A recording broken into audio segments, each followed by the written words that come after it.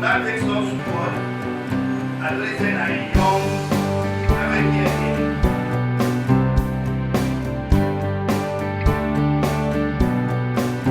This is one of the reasons we are here, adolescent and young people. Our work spans across various areas, including system strengthening, policy advocacy, research and development, innovation and technology, new media and creative arts, and gender mainstreaming. AC focuses on areas such as reproductive, maternal, newborn and child health, digital health, economic inclusion, and gender-based violence, among others. For many of us who worked with us on the Youth Amplify project a few years back, I am excited to inform you that this project is just like the continuation of the Youth Amplify project. So I said this in the last stakeholders roundtable we had. So for those that were not there, this is just so that we would be informed. I am excited to inform you that the project is just like here. Today, we are gathered here for a 2-day capacity building workshop for CSOs, CBOs, and NGOs on the SRHR Reproductive project. The project aims to empower youth-led CSOs with essential tools and skills to amplify their efforts on SRHR intervention through community engagement and strategic media campaigns. We believe that AYPs gain enhanced access to comprehensive sexual and reproductive health rights information.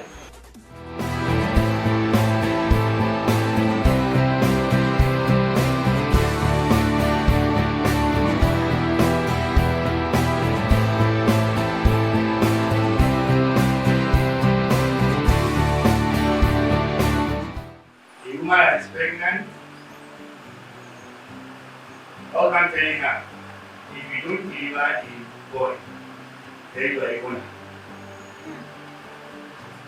When you come to my hospital or to me for scanning and you ask me which sex, I don't answer it. Of what relevance is that to me? If it is sex, it is so that doesn't mean and she sex is right. But even if I see the sex, I will go here, even if I like you. I won't say babe, finish. Why are you doing that? If you know how much people are spending on IVF now, you won't say you have within 1 second.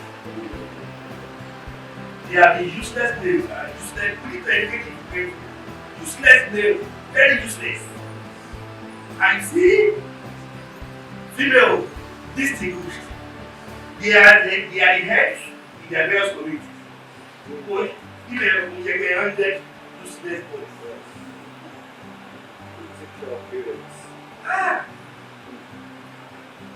So those are that is reproductive, that is sexual and body health spectrum.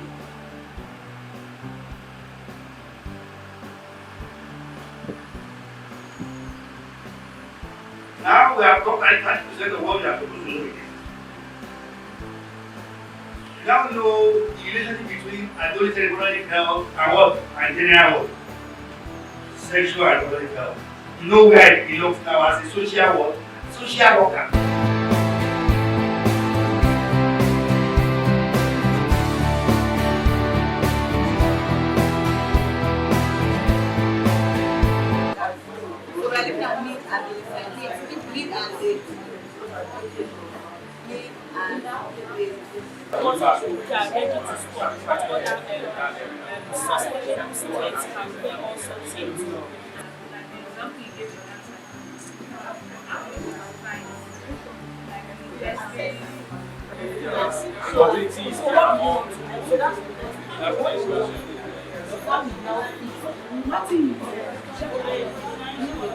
Our target audience is adolescent boys 10 to 19 in the community areas. Ekiti. Thank you.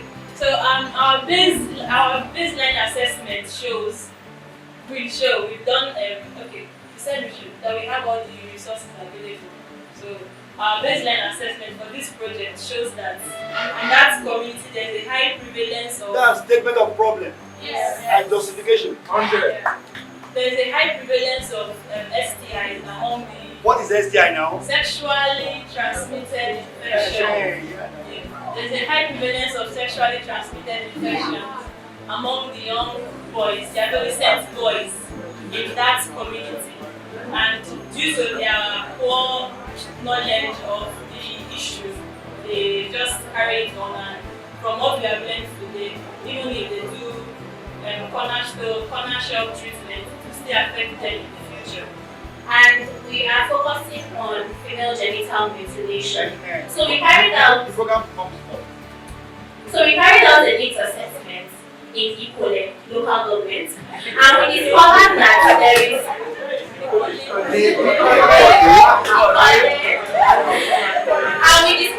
there is high prevalence of female genital mutilation among the females.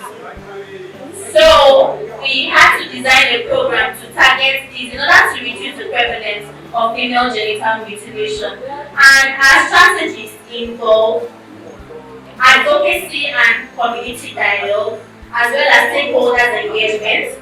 We will also be using radio jingles and billboards. We will also establish an female genital mutilation club for girls in schools and in the community. And we also intend to establish, and I support her club for the boys in the community to support and advocate against female genital mutilation. We are focusing on adolescent sex workers in Akko. So we conducted a background survey, or should I say research, and we got to know that there is a high rise in this actual problem within Ekiti. So, and the background of our problem stems out of like we got 1 or 2 reports, and from various locations, ranging from this our location here to around Exu to around Fadri to around. So, and our target audience have adolescent girls from the ages of 13 to 19. The title of our project is Comprehensive Education for Adolescents, for out of school adolescents in this Kajola, this Ekiti. And infertility prevention is a very important aspect in sexual reproductive health treatment. And according to World Health Organization 2020, they define infertility as an medical condition, inability to have a child, to conceive a child, or to carry a child to term after having an unprotected sex over a year or 2. And we have primary and secondary school infertility. The causes of infertility varies, and it's linked to occupational, genetic and facial issues, and in which we have substance abuse, menstrual health, and unprotected sex, and the like. In Nigeria, as a whole, we have 5% of infertility and 8% of infertility. Based on this, our group decided to dig deep and also provide comprehensive education for the adolescent girls and boys in Kajola, Ekiti.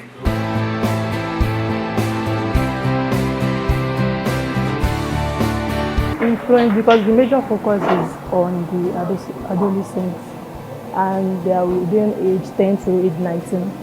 So the reason why cultural influences them is because the majority of these people are under their parents, and they feel so much like scared to be outspoken to the world. Like they won't let people know the problems they are facing because they just say inferiority complex and everything. I plan to use it in the community from being a volunteer to my society. With the prof lecturing us on Module 1, we discovered that all the classes of life, stages of life, he told us, so that reproductive health So it's not talking of only one single item. It comprises of many items. That is the health of our own health, and how we build up, and everything that happened to us at adult age is from the youth. We learn about that. Then sexualities of life. So we were taught, and to encourage us to do so many things. As we are sitting down, I jot some things down that we need to sensitize and educate our community, because most of these problems that we have as adults is from the youth. So we need to educate them. Things we have learned, we download to others, youth, the aged people, so that for their health, to have a perfect health, because it matters. The overall thing is the health of the person.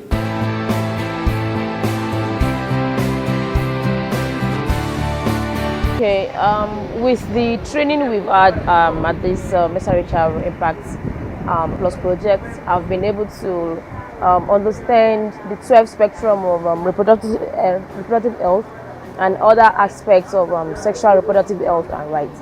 So as an NGO, it has widened my horizon to go back to the community, especially for the adolescents and young people, to also extend this training to the adolescents, both the in-school and out-of-school boys and girls, because it has to be inclusive. All right, this is actually a good initiative at this point, because as I earlier said, that it has widened our organization capacity to do more. We have several activities we do for the adolescents, but with this Impact Plus project, we'll be able to increase our activities and also imbibe the new things we've learned, be able to integrate it into our activities. I'm very much comfortable with it because it's something I've been doing over time.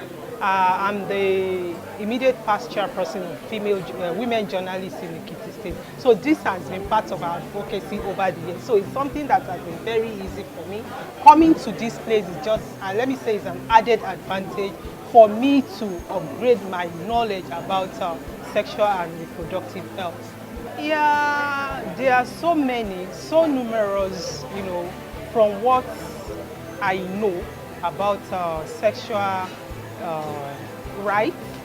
And, during the first course, I think the professor that took us was talking about this LGBTQ.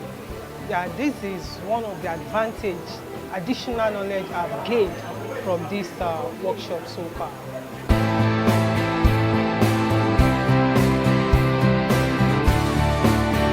Well, I'm attending this program for the first time, but with the experience of what I've learned from this program, well, it has been able to expose me to a lot of challenges, that the adolescents are facing in the area of unwanted pregnancies, in the area of family planning, they need family planning, in the area of sexual abuse, in the area of gender violence, and many things. So this program, with the little experience I've, with what I've learned here, it has been able to expose me to the challenges that the adolescents are facing.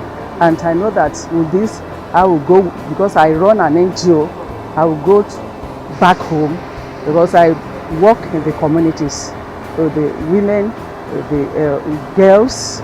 So I will go back to my communities to sensitize them about the challenges and how to provide solutions to these challenges.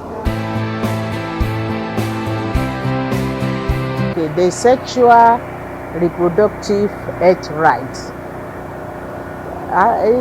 It is a way of making the adolescents to know that they have rights in their reproductive health, in order to be able to make an informed decision about their health and sexual behavior. Actually, during my own youthful days, I have those people that I'm looking at that they made it in life, and I also want to make it. So involvement in all those sexual acts that will not make you to get to achieve your aim in life. So I desist from doing it because I have to focus.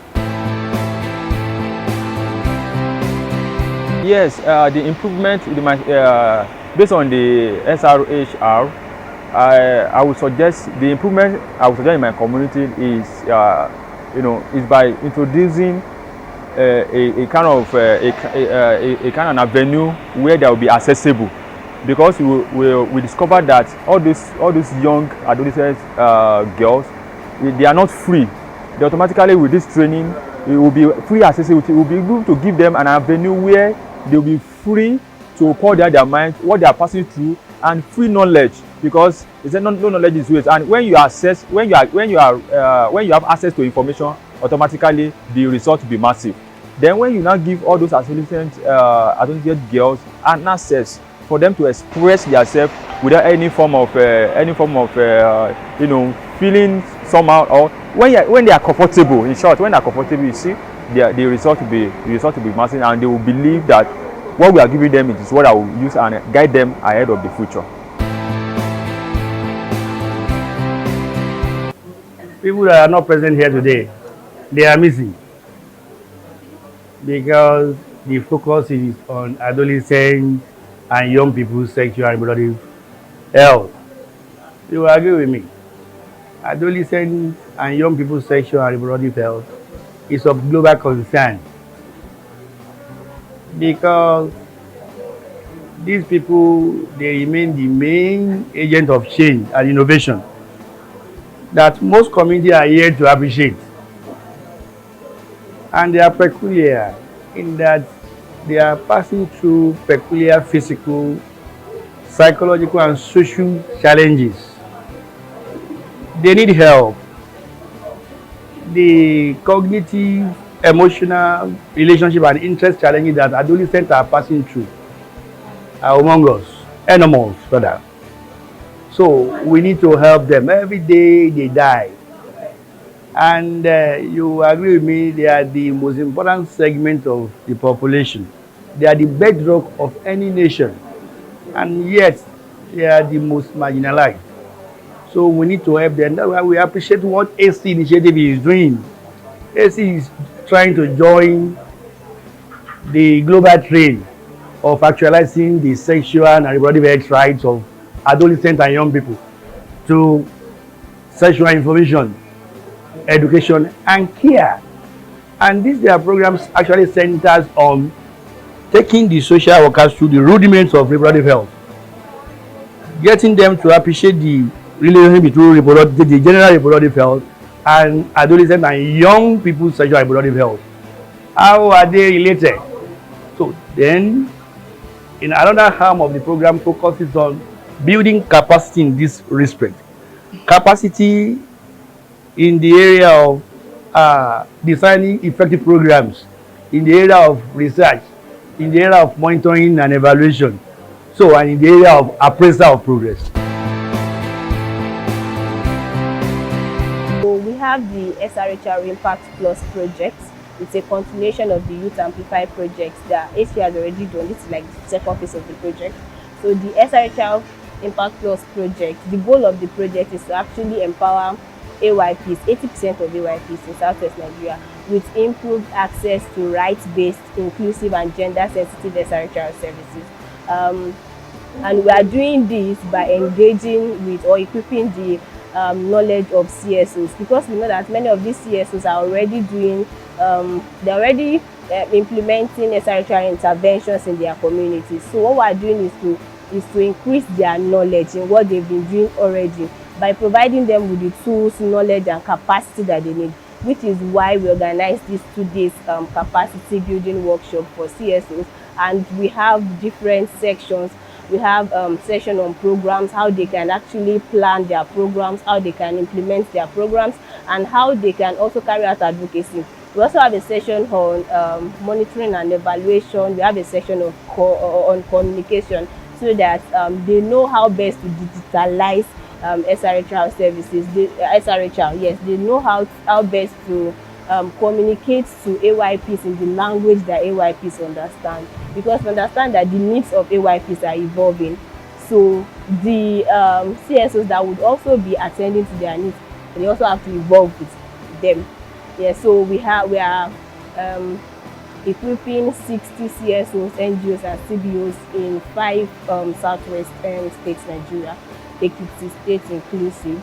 If that at the end of this 2 days capacity building workshop, 60 CSOs in Ekiti will be equipped with the knowledge, the tools, resources, and capacity that they need to actually meet the needs of AYPs in their community. And we also believe that they are able to network with themselves and collaborate with themselves, and also with the ministry, because we invited people from the ministry to also be a part of this capacity building workshop. So we believe that they will be able to collaborate, like networking and collaboration will continue as a result of this 2 days capacity building workshop.